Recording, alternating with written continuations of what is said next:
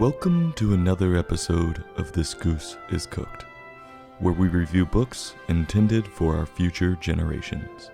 Today's book, Thomas and Friends, Fast Train, Slow Train, illustrated by Tommy Stubbs, a bright and early book from Beginner Books, a division of Random House, Inc.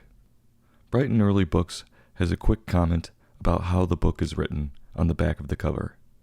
I would like to read you a little excerpt from it.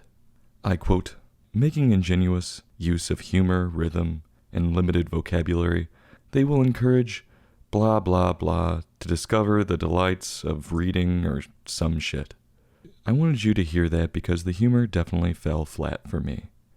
I didn't even go, "Ha-ha, I see what they did there." The rhythm was there, but the rhymes they used were poor. The book itself, Fast Train, Slow Train, is a new take on the classic tale, The Tortoise and the Hare. The book opens on two trains named James and Edward. They're both going to a made-up town called Ballyhoo. I think it was named that so they could rhyme it with the word to on the next line. Anyway, James is confident in himself, and he wants to race Edward, but Edward just makes a face at him.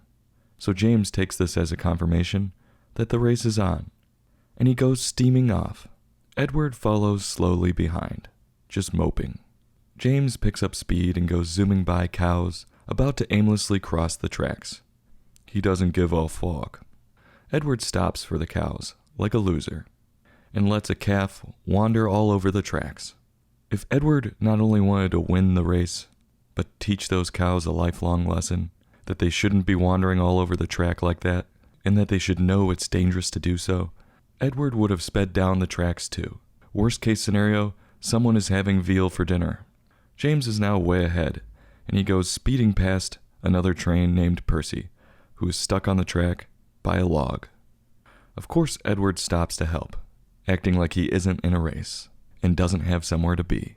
So now Edward is wasting a lot of energy pushing Percy through a log, when all Percy had to do was figure it out himself and back up and go around. James keeps racing down the tracks and passes Bertie, the bus, who is out of gas and claims he needs help transporting his passengers. James doesn't stop because he has a goal. He's a man with conviction, and he isn't going to let anyone stop him from achieving that goal. Well, guess who stops to help transport Bertie's passengers? It's Edward. Edward is doing Bertie a disservice by doing this. Bertie needs to learn that if you stay out late, don't wake up early, and get some breakfast and fuel in your system, you aren't going to be able to do your job.